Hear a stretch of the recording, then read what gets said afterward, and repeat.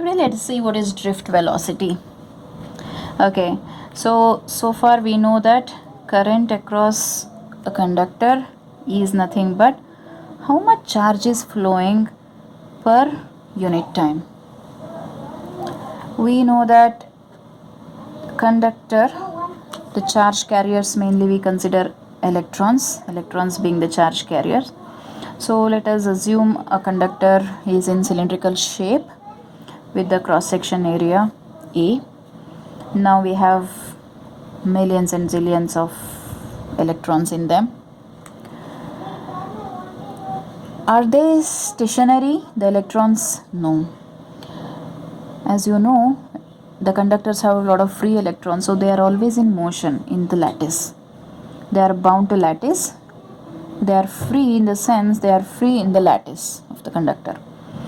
Now, since they are in random motion, see this term is important.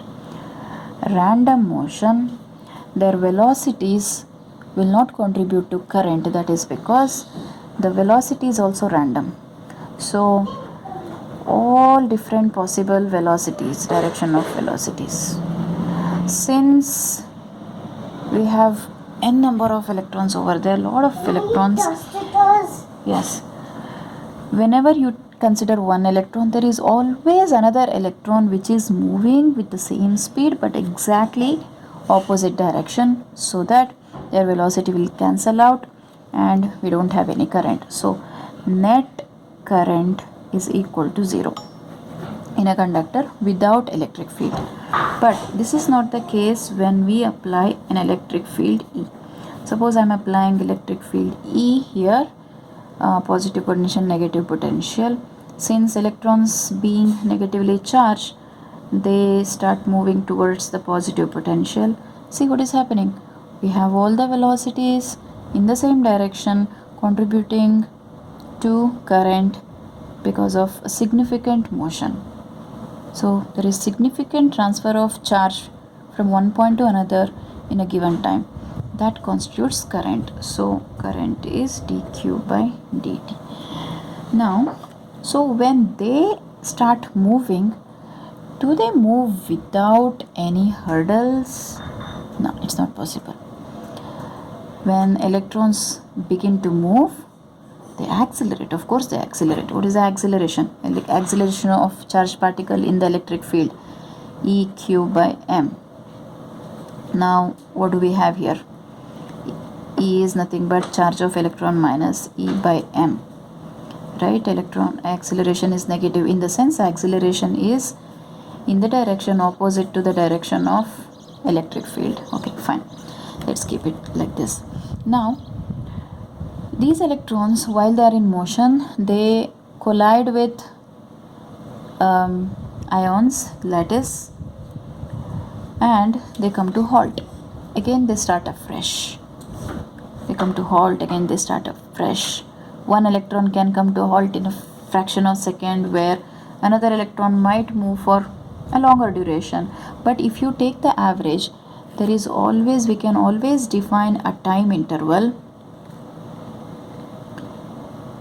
average time interval between two successive collisions. Average time intervals between two successive collisions, and that is called relaxation time. I will represent it by tau. So if before collision electron has initial velocity u, it has acceleration a, and it moves in the conductor for time tau before it encounters another collision, then what is the final velocity? You know this, v is equal to u plus at. So the final velocity of that electron after the time interval tau, having initial velocity u. So ui plus acceleration is minus eq by m into tau, correct? So this is for ith electron. But when we consider the entire electrons, all the electrons that we under the consideration in the conductor, for all electrons together, then if you take the summation,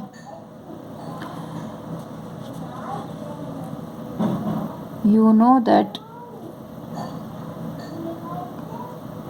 the initial velocity,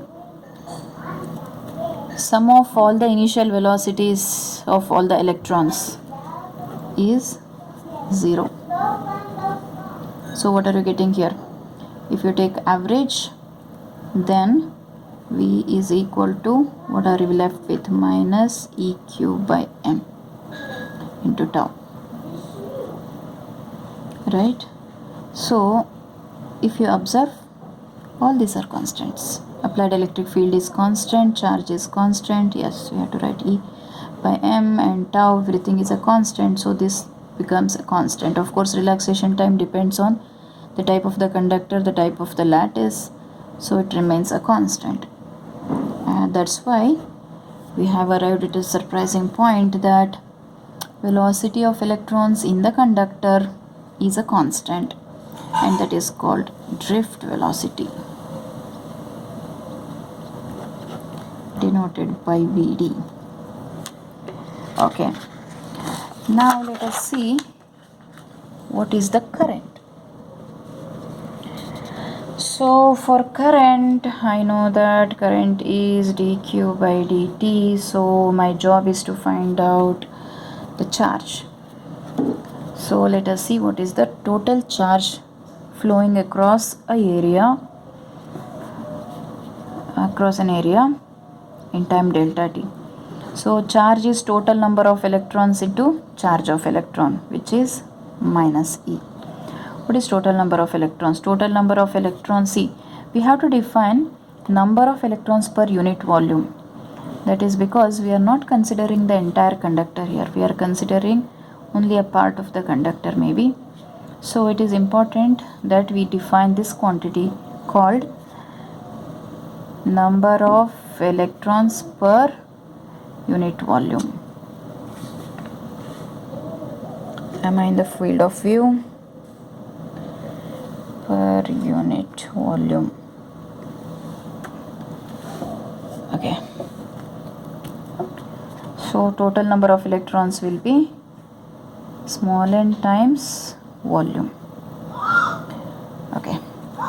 Now small n times the volume into minus E. You know that volume is area into length. So what I will do is, I will just consider 2 points in the conductor of length delta L, and I will check how many electrons have crossed this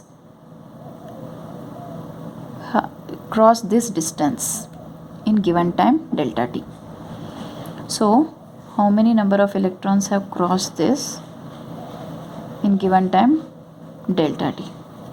So volume can be written as area times length. Now E is here. Now what is the distance covered by electron? Distance covered by electron is nothing but distance is equal to velocity times time. So what is the velocity of electron? It's the constant velocity called drift velocity times, what is the time interval we are considering? Delta t minus E. Right? So and okay, now see, you can put Vd negative also because we didn't write this. Yeah, we have this. So delta Q is equal to NAVD into delta T times E. Now take this delta Q by delta T, which is nothing but our current, and charge area. So current is, we got the formula for current in terms of drift velocity, or relation between current and drift velocity. Yeah, okay. How do we define electron density? Sorry, what is that? Current density. Current density J is nothing but current per unit area. So we have a conductor, and suppose I is the current, A is the area, J is equal to I divided by area. But it's not so simple. It is the current flowing normally across, or I can say normal current across unit area. So whenever we have normal, you know that if the angle is 0, is maximum, right? Or the surface is perpendicular, we get the value maximum. Surface is parallel, we get the value 0. So, and by the way, it's a vector. Current is not a vector, area is not a vector. What do? We have come across such situation earlier. Yes, what we do is we define this. Current is okay.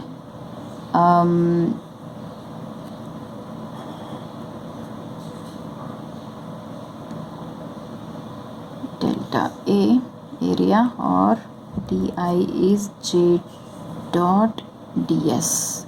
You know how to define area vector. So area vector is nothing but vector ds is a vector whose magnitude is equal to surface area, and the direction. What is the direction? Direction is a unit vector perpendicular to the surface. And since we are defining normal current, we better take dot product. So it is J times ds cos theta, or it is better put as an integral, surface integral of J dot ds. This is a better expression.